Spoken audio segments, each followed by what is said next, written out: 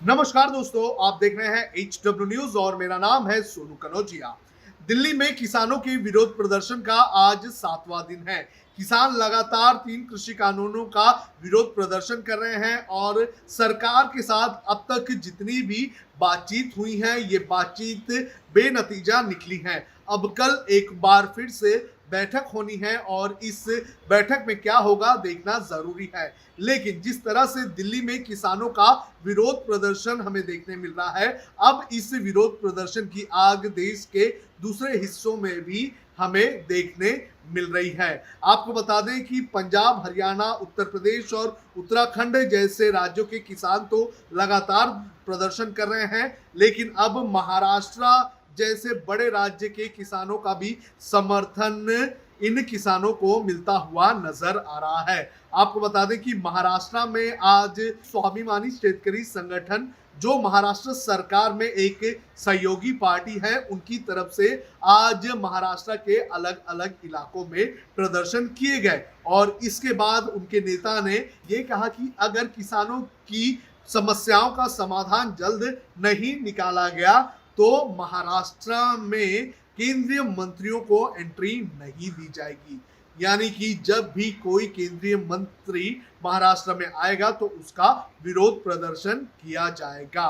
क्या कहा स्वाभिमानी शेतकरी संगठन के नेता राजू शेट्टी ने, आप खुद ही सुनिए। यह आंदोलन केवल पंजाब और हरियाणा के किसानों का नहीं है। यह आंदोलन सिख किसानों का नहीं है। यह आंदोलन पूरे देश के किसानों का है। पंजाब और हरियाणा के किसान दिल्ली से नजदीक है, इसलिए ज्यादा संख्या से आए हैं। इसका मतलब यह नहीं कि सिर्फ पंजाब और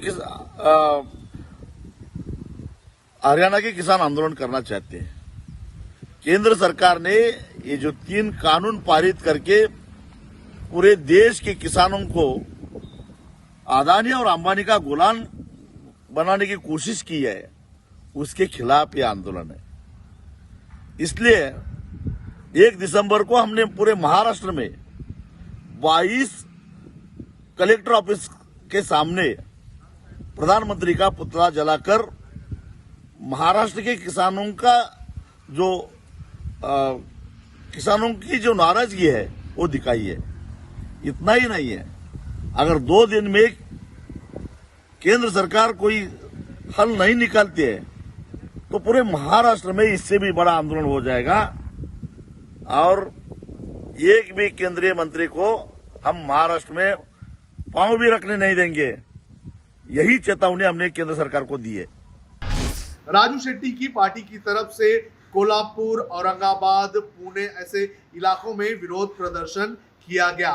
राजू शेट्टी के अलावा अगर बात करें तो सत्ताधारी शिवसेना ने भी कई बार केंद्र सरकार पर किसानों के विरोध प्रदर्शन को लेकर निशाना साधा है। संजय राउत से लेकर उद्धव ठाकरे ने किसानों के साथ जिस तरह से सरकार का व्यवहार रहा है उसको लेकर निंदा की गई है। सामना में भी लिखा गया था कि किसान जो है उनके साथ जो है आतंकवादियों की तरह ट्रीटमेंट किया जा रहा है, यानी कि किसान को जो है आतंकवादियों की तरह देखा जा रहा है। जिस तरह से किसानों के ऊपर ठंड के मौसम पर वाटर कैनन से पानी मारे गए थे तो उसको लेकर भी शिवसेना ने आपत्ति जताई थी। भारत ही नहीं बल्कि विदेशों में भी अब किसान विरोध प्रदर्शन को हमें देखने मिल रहा है।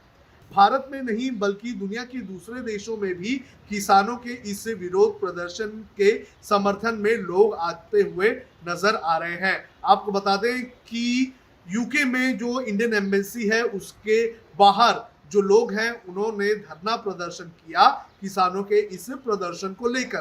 किसानों का उधर भी समर्थन किया गया है।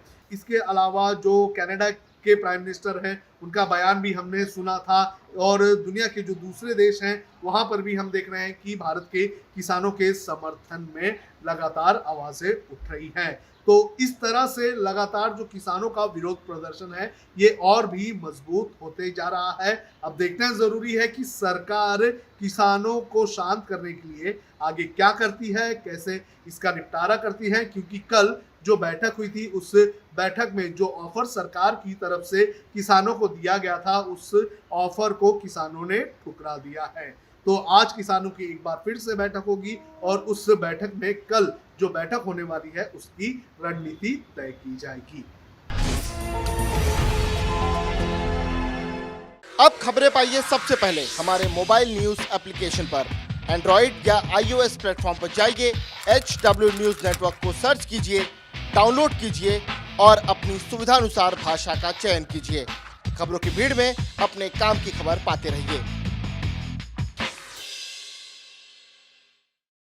अगर आपको हमारा ये वीडियो पसंद आया है तो आप इसे शेयर करें, फेसबुक पर हमारे पेज को लाइक करें, ट्विटर पर हमें फॉलो करें, यूट्यूब पर जरूर सब्सक्राइब करें ताकि आपको हमारे हर खबर की अपडेट मिलती रहे।